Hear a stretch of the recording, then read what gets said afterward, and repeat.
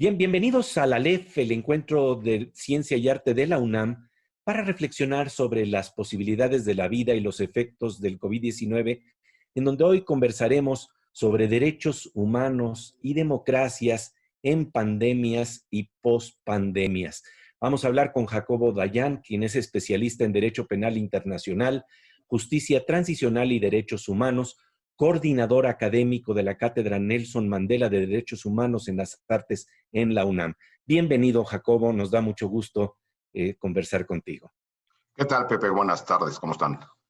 Pues para hablar justamente del problema del día después y de lo que ya está ocurriendo el día de hoy. Es decir, estamos enfrentándonos a las tentaciones totalitarias, porque la pandemia trae consigo medidas drásticas que restringen libertades y derechos, y esto se vuelve una tentación para los gobiernos que quieren mantener autoritarismos en estos días.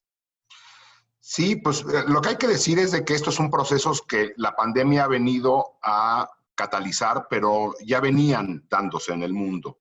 Y valdría la pena entender en qué momento llega la pandemia, en qué momento se encuentra el planeta cuando irrumpe la pandemia. Hay que recordar que veníamos ya desde hace varios años, probablemente desde principios del siglo XXI, después de la caída del muro de Berlín, donde pensábamos, o varios pensadores, politólogos, filósofos, pensaban que entrábamos a una nueva era de democracias liberales, de derechos, libertades, de progreso. Y rápidamente, iniciando el siglo XXI, nos encontramos con que esto no se estaba dando y no se iba a dar. Y entonces, echándonos un poco para atrás, lo que vemos es que iniciando 2001 con los atentados a las Torres Gemelas y después los atentados en Europa, que se fueron dando por parte del fundamentalismo islámico, las sociedades empezaron a cambiar, exigiendo mayor seguridad a cambio de derechos y libertades. Es decir, los órganos multilaterales empezaron a no poder gestionar esta situación y ante el terrorismo empezamos a ceder esto. Después vimos, por ejemplo, la irrupción de la primavera árabe, que acabó generando conflictos en buena parte de Medio Oriente y el norte de África, que tampoco pudieron ser gestionados por la comunidad internacional, que acabaron produciendo una ola de refugiados que estaba llegando a Europa, que generó en las sociedades también la misma reacción ante el temor infundado de que una ola de refugiados fuese a llegar a las capitales o a los países europeos, y aquí en América lo vimos también con las caravanas migrantes más recientemente, las sociedades occidentales desarrolladas empezaron también a reaccionar de la misma manera, cediendo de libertades y derechos con un discurso de odio, xenófobo, en algunos casos islamófobo, racista.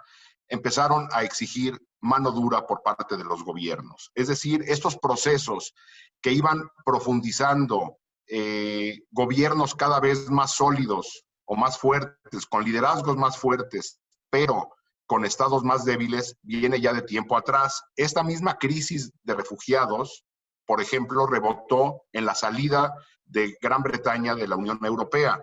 Es decir, una mala gestión multilateral llevó a que un país de la Unión Europea tan importante como Gran Bretaña decidiera retirarse, minando, golpeando órganos multilaterales. Entonces, llegamos a este momento de la pandemia en momentos en que tanto el terrorismo, la seguridad, los refugiados, y fueron generando en las sociedades una exigencia, repito, mal entendida, de cesión de derechos y libertades, de golpeo a minorías, como el caso de los refugiados, a minorías étnicas en algunos países, que fueron generando gobiernos cada vez más fuertes con estados más débiles. Y la lista es muy larga. Podemos ver desde el fenómeno de Trump en Estados Unidos, con un discurso abiertamente xenófobo, racista, nativista, como propuestas más preocupantes como la húngara con Víctor Orbán, la turca con Erdogan, Filipinas con Duterte, y la situación similar en India o en Polonia, la salida de la Gran Bretaña de la Unión Europea, y fenómenos regionales como el de Bolsonaro o incluso, diría yo, Andrés Manuel López Obrador, que lo que fue generando es, repito, figuras fuertes con estados débiles. Y ahí enfrentamos la pandemia. Estamos enfrentando a la pandemia sin una cooperación internacional sólida. El problema es un problema global y lo que estamos viendo son respuestas muy locales. No, los actores que no aparecen en esta lógica son, por ejemplo, Naciones Unidas. Lo que aparece es la Organización Mundial de la Salud, pero el Consejo de Seguridad, la Asamblea General, otros órganos multilaterales no aparecen, la Unión Europea no aparece, la Organización de Estados Americanos no aparece, y lo que aparece son respuestas locales. Entonces, la pregunta que tendríamos que hacernos es si la pandemia no viene nada más a acelerar este proceso que ya se venía dando, donde los órganos multilaterales encargados de mantener la gobernanza global, la solidez de las democracias y evidentemente toda la agenda de derechos humanos, no se va a ver golpeada con la pandemia, donde las sociedades ahora, en lugar de exigir seguridad pública o ataque al terrorismo o contención de las olas de refugiados, en este caso es una crisis sanitaria, lo que está generando es un sentimiento en la sociedad que podemos ver incluso en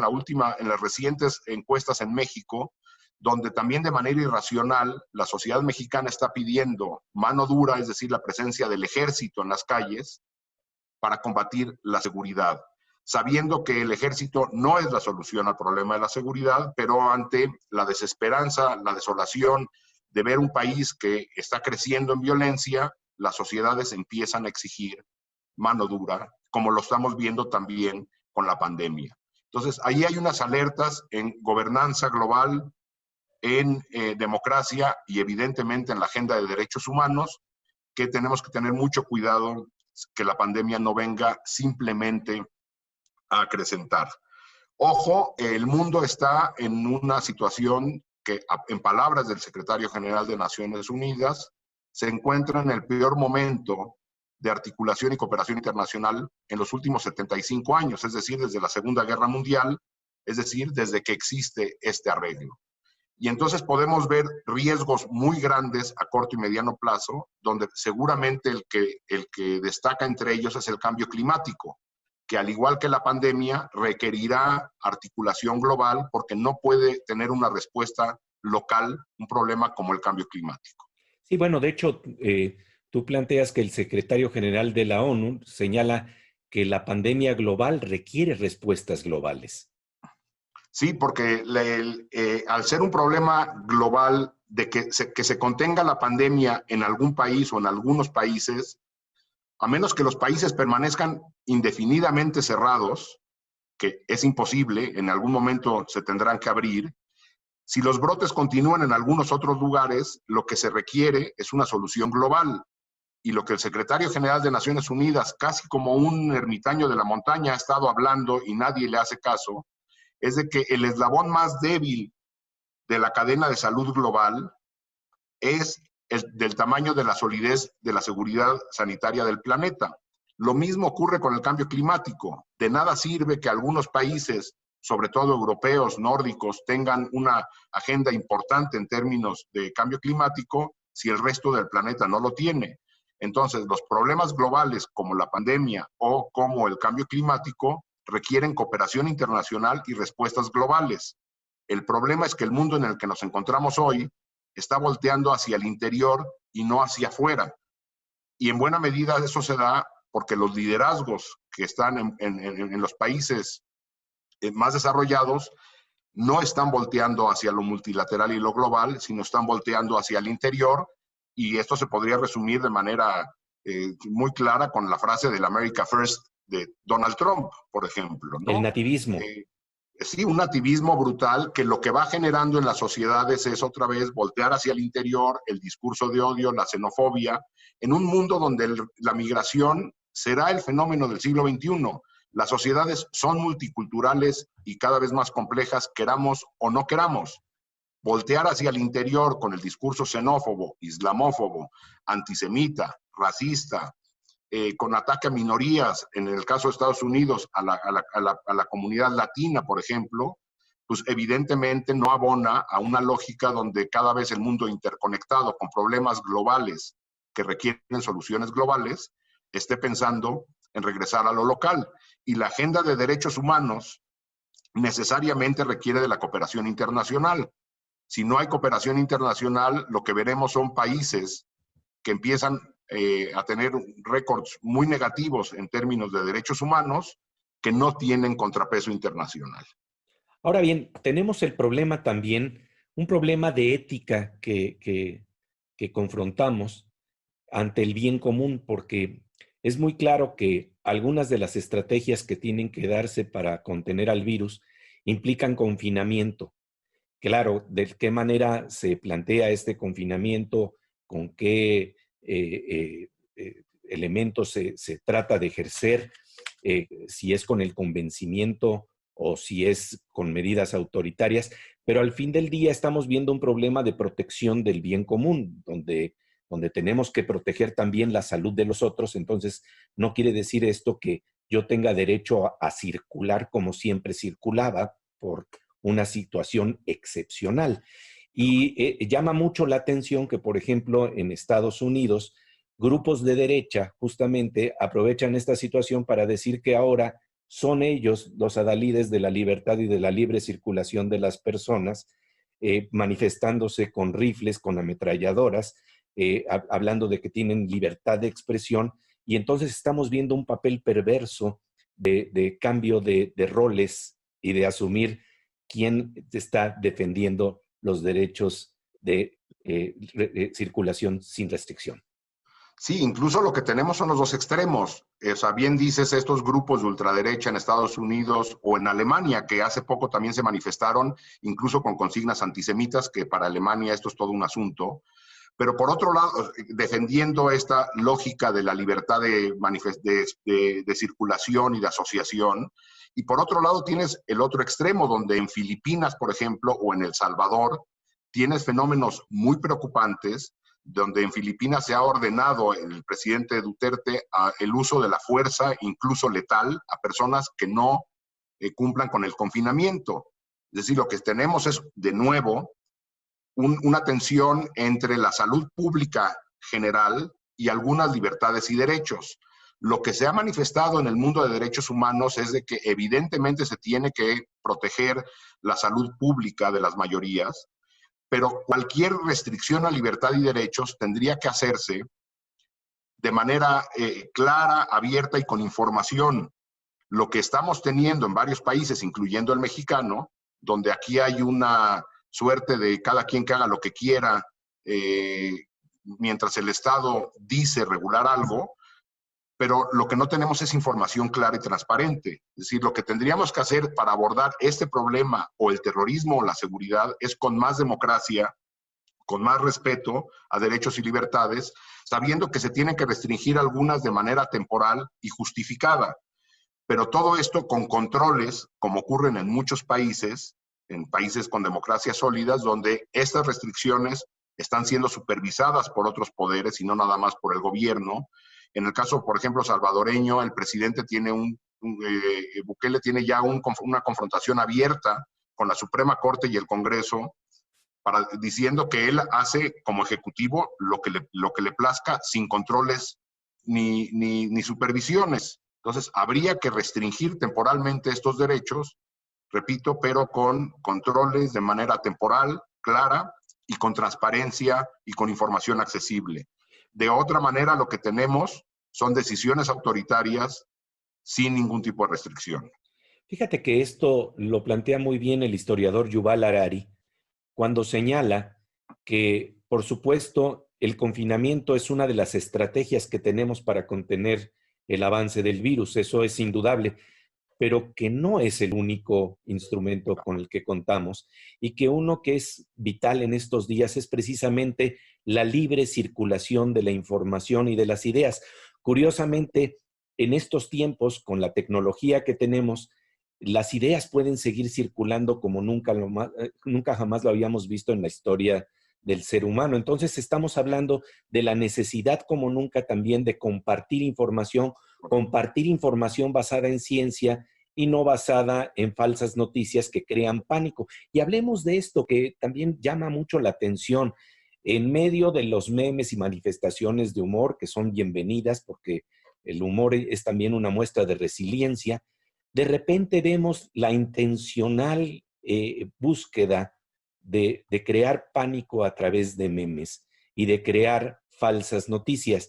Hablemos de esto que es tan terrible, porque quiere decir que se está aprovechando la crisis para medrar políticamente con ella.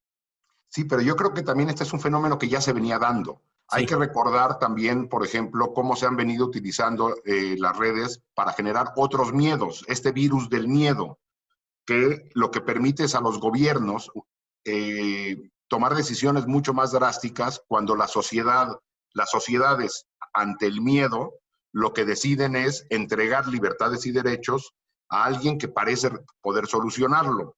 Entonces, esta irrupción en redes sociales de noticias falsas y de caricaturas o de humor tendiente hacia la generación del miedo se viene dando desde la época de los ataques terroristas, se viene dando para la elección de Trump, se viene dando en términos de seguridad, en términos de refugio, en términos de todo. Y la pandemia evidentemente se suma a esta lógica. se exacerba. Sí, y lo que estamos viviendo es una acumulación de miedos. Las sociedades tienen miedo de la inseguridad y tienen miedo de las olas de refugiados que llegan, repito, de manera falsa estas ideas, y las sociedades tienen miedo de los extranjeros y ahora pues, tenemos miedo de todo mundo, porque ahora el prójimo, el vecino, es un posible portador de la muerte.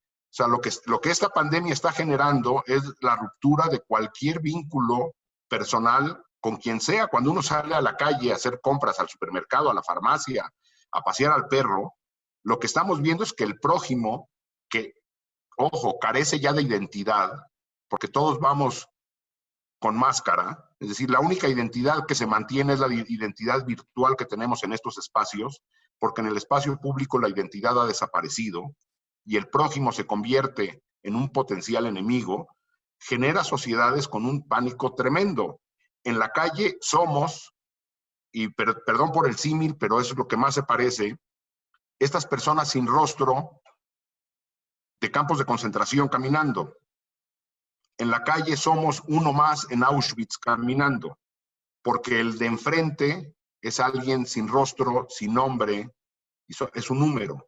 Y eso es lo que está generando la pandemia. Y evidentemente eso genera un miedo que se suma a otros miedos que alimentados con estas noticias que vienen de las redes sociales o de los grupos de WhatsApp que circulan tontería y media, lo que permiten es abonar a la lógica de seguir entregando libertades y derechos de manera errónea, repito, porque esto no hay ninguna información empírica que abone a que la cesión de libertades y derechos nos traerá más seguridad o más salud o protección a derechos que una vida en democracia. Lo que está en riesgo es el modelo democrático, que en teoría era el que iba a prevalecer después de la caída del muro de Berlín, la democracia liberal occidental, y los estados fuertes. También veníamos ya de un proceso en los últimos 30 o 40 años con esta ola conocida como ola neoliberal, donde los estados se habían venido debilitando. La situación en Estados Unidos en la pandemia demuestra que el país más poderoso del planeta tiene serias deficiencias en servicios tan básicos como la salud.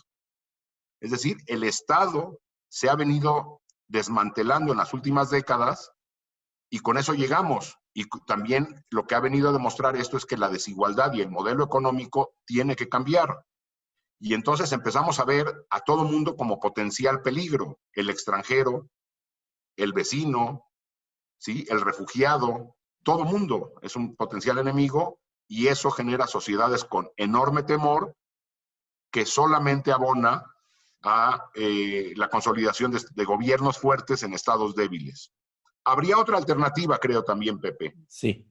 Que saliendo de la pandemia va a ser lógico hacer comparaciones entre cómo funcionó, cuál fue la reacción de un gobierno y cuál fue la del país vecino. Inevitablemente pensaremos en México, ¿por qué nos fue tan mal o nos está yendo mal y a Costa Rica le está yendo bien? ¿O por qué en Alemania funcionó y en Italia no funcionó? Y me parece que las sociedades también tendrían o deberían de pensar si estos liderazgos, que también son liderazgos políticos, como en el de Estados Unidos, en el de Trump, donde no hay una confianza en la ciencia, por ejemplo, donde se prefiere generar ideas cercanas a la locura, en el caso de Trump, o en el caso mexicano, donde nos dicen que hay que cargar una estampita para protegernos de la pandemia, y se habla de ciencia neoliberal y tonterías de este tipo, si no hay una responsabilidad de la ciudadanía en la elección de gobernantes mucho más serios. Y es probable, habrá que ver qué pasa en las elecciones de fin de año si es que se llevan a cabo por la pandemia en Estados Unidos, y qué pasará en otros países. Y una puerta de esperanza sería que las sociedades se den cuenta que requerimos liderazgos mucho más serios. Y también necesitamos la resolución de conflictos internacionales. Parece que la violencia global no nos preocupa. Hay unos datos que da el secretario general de Naciones Unidas que me parecen muy interesantes. El secretario actual, Antonio Guterres, antes de tener este cargo, fue alto comisionado de Naciones Unidas para Refugiados. En los años que él entró a la ACNUR, a esta agencia de refugiados en Naciones Unidas en 2005, hablaba que había 38 millones de refugiados en el mundo y la gran mayoría empezaba a regresar a casa porque los conflictos estaban terminando. Es decir, el mundo en 2005 podía gestionar conflictos y terminar conflictos. 10 años después, en lugar de 38 millones de refugiados en el mundo, tenemos 60 millones de refugiados. Y en lugar de que 1 millón de refugiados regresen a casa, solamente lo hacían 124,000. Tan solo 4 años después, de 60 millones pasamos a 71 millones de refugiados el día de hoy en el mundo. Es decir, tenemos nuevos conflictos y los viejos conflictos no se resuelven. Esto habla de una incapacidad del sistema global, del sistema de Naciones Unidas, de terminar con los conflictos. Si las sociedades después de la pandemia se van a cerrar más, ¿qué va a pasar con las olas de refugiados o migrantes que ocurrirán por el desmantelamiento de las economías en los países de mediano ingreso o bajo ingreso?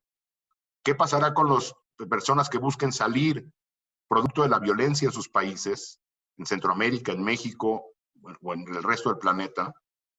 ¿Qué pasará con aquellos millones de refugiados que busquen salida por problemas de cambio climático? Es un cóctel explosivo eso. Si tenemos países desarrollados que se cierran, con gobiernos que miran hacia adentro, con una incapacidad de resolver problemas a nivel global y condiciones de expulsión en todos lados, por problemas económicos, por problemas de violencia o por problemas de cambio climático. Necesariamente tenemos que replantear esto o estaremos en un mundo que evidentemente genera un cóctel altamente peligroso. Ahora bien, por otro lado, bien sabemos que en México, en tiempos de crisis, sucede un fenómeno que es interesante, que es el fenómeno de abrir las corazas. Después de los sismos, vivimos este impulso de solidaridad, de tratar de proteger, de ayudarnos unos a los otros, que es lo mejor que del ser humano se puede expresar.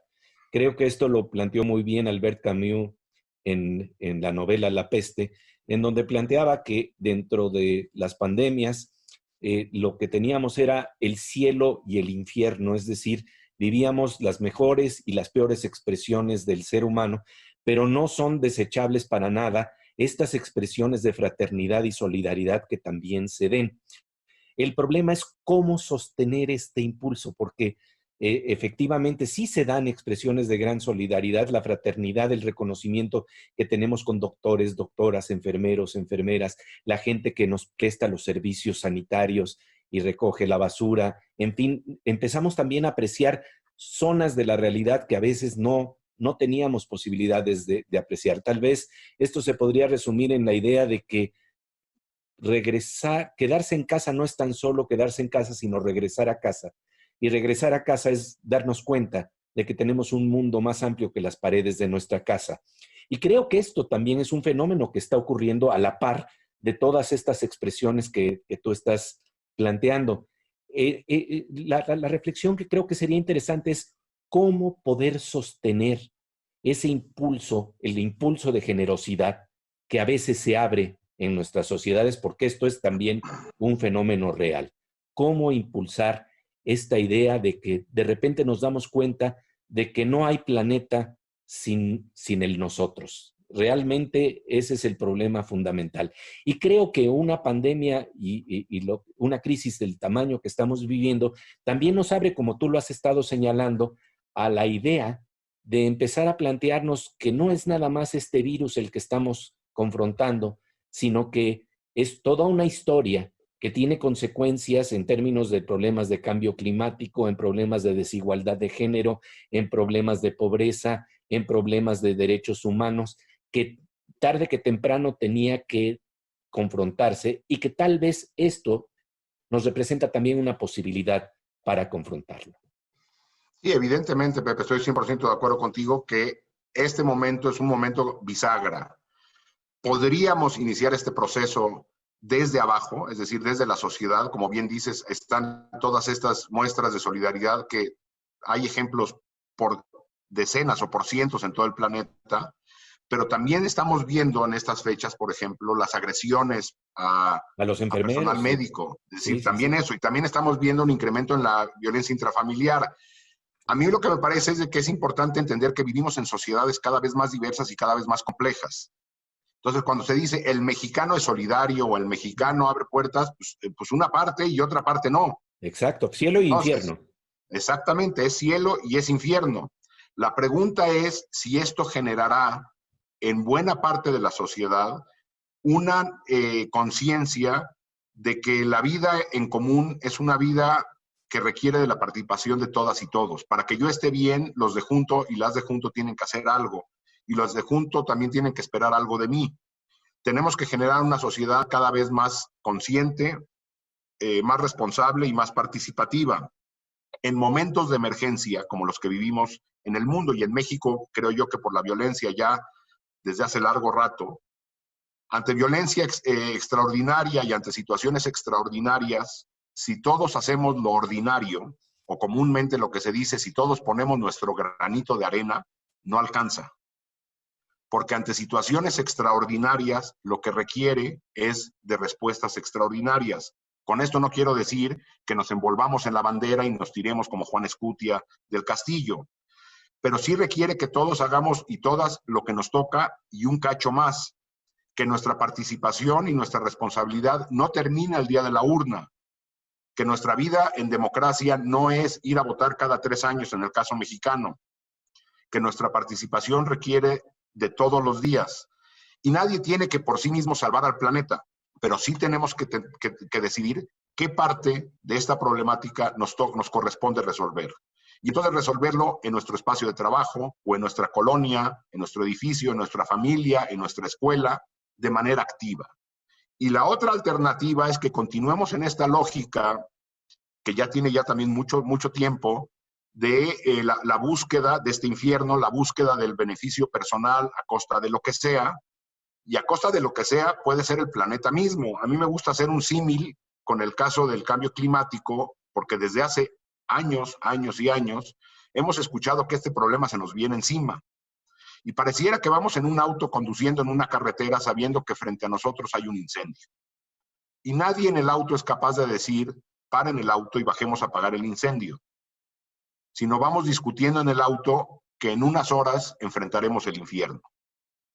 O tomamos decisiones o obligamos a los gobiernos a tomar decisiones, porque si los gobiernos no lo van a hacer, tendrá que ser con una presión de la sociedad. Y vemos respuestas como la de esta joven noruega, Greta, que levanta la voz y dice, hasta acá. La pregunta es, ¿hay masa crítica suficiente para enfrentar la desigualdad en el planeta, la violencia en el planeta, el cambio climático en el planeta, o no la hay?